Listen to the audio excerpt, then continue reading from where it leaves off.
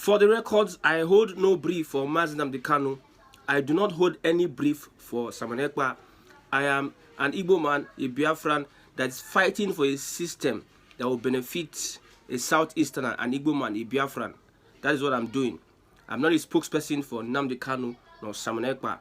I'm looking at how the Igbo man might be free or can be free from this current system that has suppressed him. Having said that, let's move on. Northern Elders Forum coming out to say that Nigeria has expired 10 years ago since it was amalgamated 2014. Professor Ango Abdullahi, the convener of the Northern Elders Forum, said and he declared that Nigeria was in dire need of fundamental political and economic reforms as the legal instrument that established it as a country in 1914. It has expired 10 years ago. Nigeria needs restructuring. That is what Ango Abdullahi is saying. Nnamdi Kanu once said this, that Nigeria has expired. There's a need for it to be renegotiated. And when you look at the different tribes, everyone agrees that Nigeria needs renegotiation. But the witches and wizards in power, all from whether north, south, west, and east, they don't want a renegotiation because they are benefiting from this non-functional society, non-functional country, corrupt country. The politicians are much more interested in power and money and all that they can accumulate to themselves than the lives, the betterment of the lives of the people they are leading. Now, it is coming from the mouth of the Northern Elders Forum, not from the mouth of Simon Ekpa, nor from the mouth of Mazi Nnamdi Kanu. The Northerners are the ones saying it now, that Nigeria needs renegotiation. Nigeria needs to change economic reforms.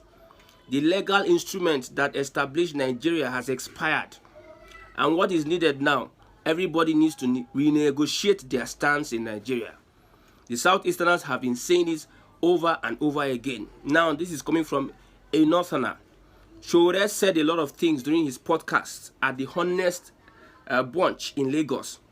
He talked about how before Igbos can survive in Nigeria, Nigeria needs to divide. That's a Yoruba man. He also talked about how Igbos have practically left Nigeria, looking at the collapse of institutions in the southeast. The police stations are closing, the courts are closing, other federal government parastatals are closing because of the situation in the southeast. And when you look at an average Igbo man, he wants out. He is fighting for a legitimate cause. This is another point. Nigeria has expired 10 years ago. It was amalgamated 1914. Even, I don't know who were the people that came together to say this is an agreement we have that we must be one Nigeria. The people were not consulted. They just took some people, whoever they can merge together, and they were saying that this is Nigeria. Whereas we are never meant to be together and one. Those that are saying that the unity of Nigeria is non-negotiable, people like the Sultan of Sokoto, he has oil wells in the Niger Delta region. Why would he not say that the unity of Nigeria is non-negotiable? Shetima, that is saying all he's saying, is the vice president and is getting all he can get from the oil in the south and the southeast. The Northerners are always benefiting from Nigeria at the expense of them being parasites to the country. But this is a Northerner, the convener of the Northern Elders Forum, that has come out to say this country has expired. We need to renegotiate the country. Forget those southern politicians that are saying that Tinubu must complete 8 years before we can start discussing about anything. Forget those Southeasterners that don't believe that there can be a Biafran country, a Biafran nation. They are interested in their positions in Nigeria because they believe that if there's a renegotiation, if there's restructuring, every one of them will lose their position. They will lose their status. For instance, if we have Biafra, now, do you think somebody like Uzodinma will not be expelled? Do you think that somebody like Umahi will not be expelled? Do you think that some people, some other persons in someone like Soludo will not be expelled? Those that worked against the agitation, the Biafra agitation, don't you think that they are at risk? Their position in the new country, in the renegotiated country, is at risk. That's why they will fight with all their strength, with everything they have. Somebody like Ojukwu Bianca would be declared persona non grata in a Biafra. You see, when people look at those that are calling Biafra, they believe that. I was like among them before. I was asking this question: how do these people want to get this Biafra? So I had to make my research, and I looked at other countries that got their independence, and I look at how this current system, this current administration of the APC wants to kill and destroy the destiny of Nigerians. The other time, P2B told nurses, you can jackpot. He told the nurses after donating, I think 60 million naira, he told them, if you have opportunity, leave the country. Somebody who is a politician in a country is advising his countrymen to leave the country. So what's the essence of becoming part of that country? People are looking for ways to leave this country. People go through the desert, risk their life. It's just like a death sentence. They go through the seas. Many of them drown and they die on the way. They get lost because of the kind of society that we find ourselves. The government has held the people bound and in bondage. I said the other time that it is not a good time to become a Nigerian, because as a Nigerian, the odds are against you. Your leaders, they're all together. They have all, whether it is Igbo, see, all these bigotry they are doing online. The tall and short of the bigotry is to keep Tinubu in power for 8 years. The bigotry is just political, in the real sense of it. Those that are at the upper echelon, upper house, those that are there, they are much more united than every other Nigerian. They use the division of, they cause division amongst Nigerians, and they rule. And they have their field day. Like I said, I hope Uzodinma does not deserve a second term. Who will vote for him? But now he's going to finish his second term. Because of the insecurity in the Southeast, they capitalize on insecurity and division amongst the people to have their say and their way in the position of authority they find themselves. So the politicians are 100% against renegotiation of the country, restructuring of the country. APC deceived. With all they deceived us that Buhari is Mr. Integrity. They deceived us that we were going to start restructuring the country. First 4 years of Buhari, where? Second years of Buhari, nothing. Tinubu has come. Everything is just upside down. Nobody understands what is happening. Nobody wants to restructure. These politicians don't want to restructure the country. You see, the kingdom of heaven suffered violence, and the violent will take it by force. If you sit down and do nothing to your destiny, how would you? Because I wonder when some people think that going to heaven is just like you are of a sober spirit. Look at what Israel is doing to Hamas and their enemies. They sing to God and they take action. What action are you taking to better the life of yourself and your unborn generation? Do you know your chances? Your chances as a Nigerian or whoever you are in this country, do you know what your chances are? What are your chances if you graduate from university, you get a good job? Now, the way the economy is today, if you're earning 500,000 naira and you have a family, my brother, you're a poor man, you're a pauper. 500,000 naira cannot take care of a family of 4 or 3, maybe husband and wife, 2 children. 500,000 naira cannot take care of a family as we speak today. As a graduate, how much are they going to even pay you after you spend all your years? 5 years in the university, 1 year serving, and you get a job. How much are they going to pay you? Can you keep up? Can you meet up? What is the government doing to ameliorate the pain and suffering of the masses? Instead, they lie, manipulate, and carry out all sort of propaganda. They are interested, they are very much happy that the people are suppressed. And you expect me to just sit down with you and start every day complaining about Nigeria, complaining about this. I can do well when we talk about Nigerian politics. I can do a lot of analysis. There are a lot of topics to talk about Nigerian politics. Most things that Nigerians don't understand. There are a lot of things we can do. But the bottom of everything is that the average class that is supposed to drive the revolution. We have the upper class, we have the average class, that is the middle class, and we have the other class. If you are going to carry out any protest or revolution, you need the average class to sponsor such protest, because the upper class, they are against anything progress of the Nigerian people. The middle class is no more. We don't have middle class in Nigeria anymore that can cause any change. Everybody is either you are rich or you are poor. Who will say? Usually you hear people say, I can feed you.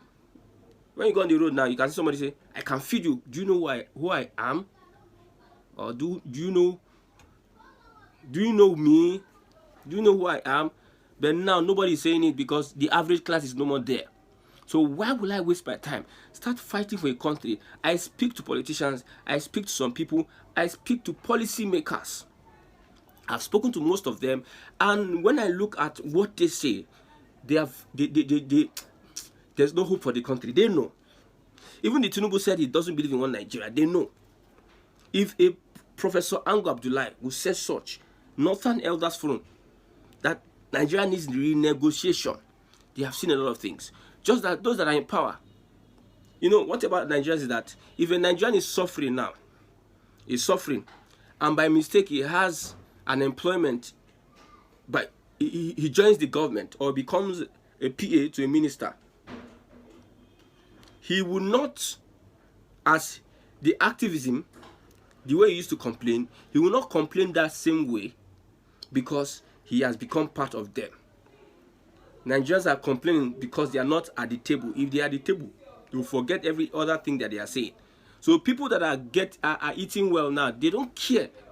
They are just concerned about themselves. That is what the upper class is doing. They are much more concerned about themselves and their family. So far that they are getting the money, they are stealing the money. They are looting funds from the Nigerian treasury. They are ganging up to suppress the people and have their way. They are okay with it. They are not concerned about any other person, whether Nigerians are suffering. Everything you see they do, it is just crocodile tears. They are just sharing. Any sympathy you see they do, just rubbish. Look at Alex Mascot, that man that slapped that Uber guy. After his altercation with the Uber guy, he went to his constituency and provided free school bus for them. He's trying to play on the minds of people. Before then, we didn't see any school bus. Before he had that issue with the Uber guy, we did not see any school bus. But after he was exposed, after his political was threatened, after he was threatened politically, his political future was threatened, he now went to buy bus so that they can see him as a good person. PR managers are all over him now, trying to tell him what he can do to look like a good person. That is what the upper echelon does. They present themselves to you as good whilst they are evil.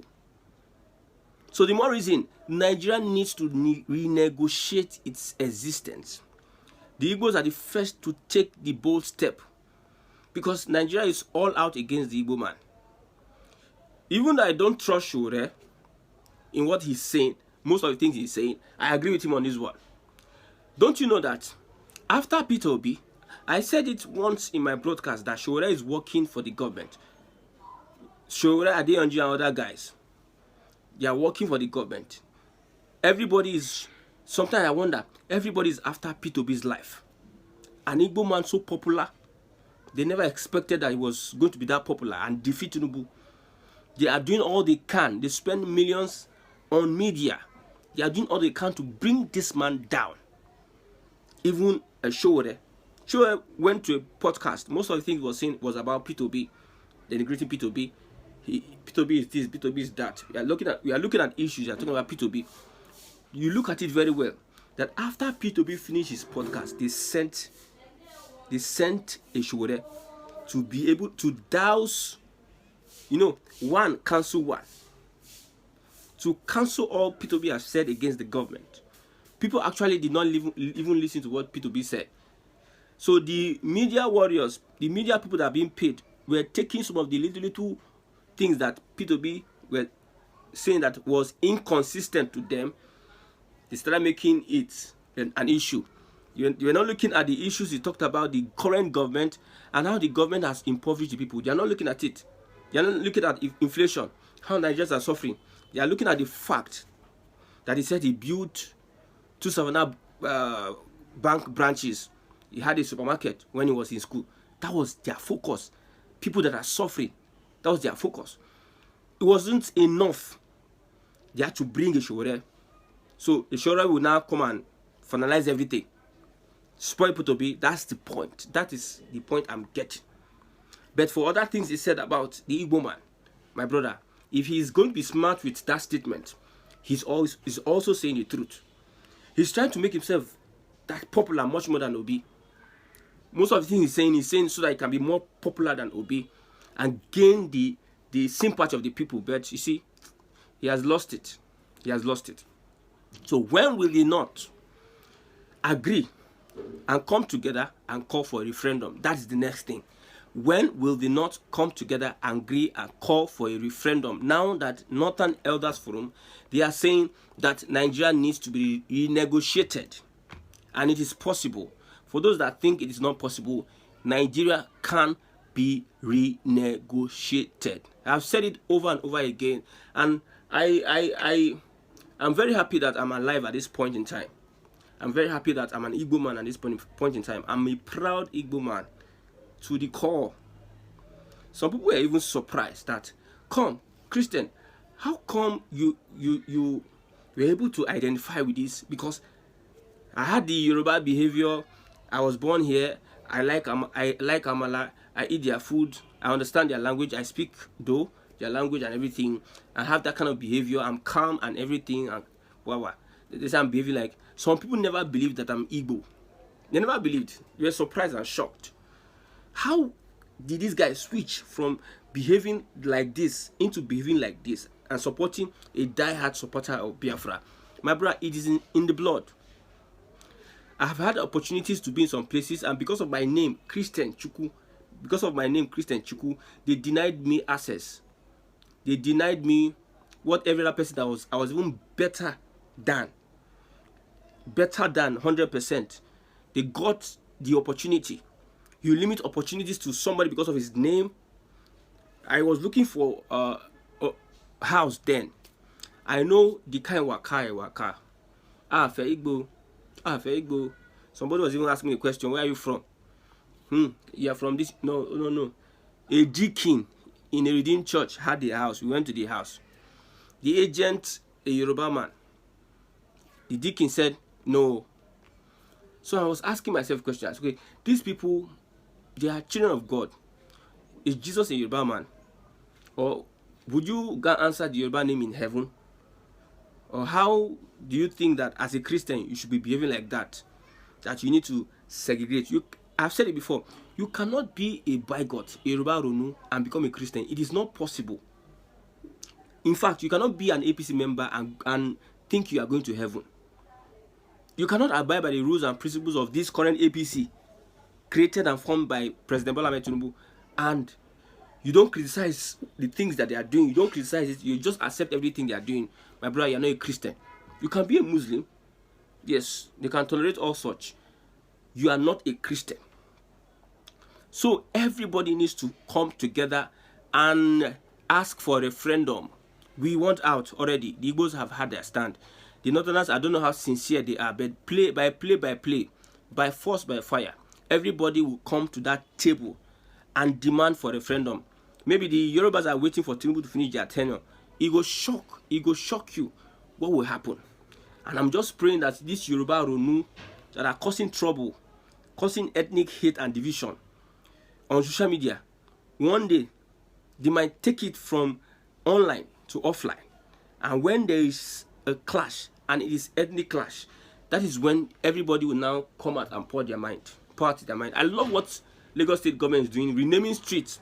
If it's Igbo name, push it out. Don't erase it and put Yoruba name. Let the CFO even go. Continue in what you are doing. Cause division among the people because you think you are preserving the Yoruba heritage. You don't know what brought you together, what amalgamated you. They said that the amalgamation has expired. I want you people to continue doing what you are doing.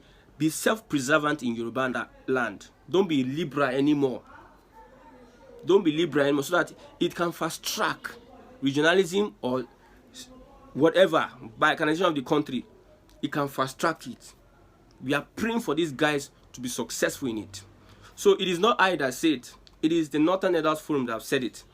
Nigeria has expired and we want a renegotiation. For the ears that can hear, let them hear. You are watching this broadcast. I know that there will be a point in time that will come back and I'll tell you that I said it over and over again that something will happen. And that thing that will happen will shock the whole world. And a country will emerge. And that country will be Biafra.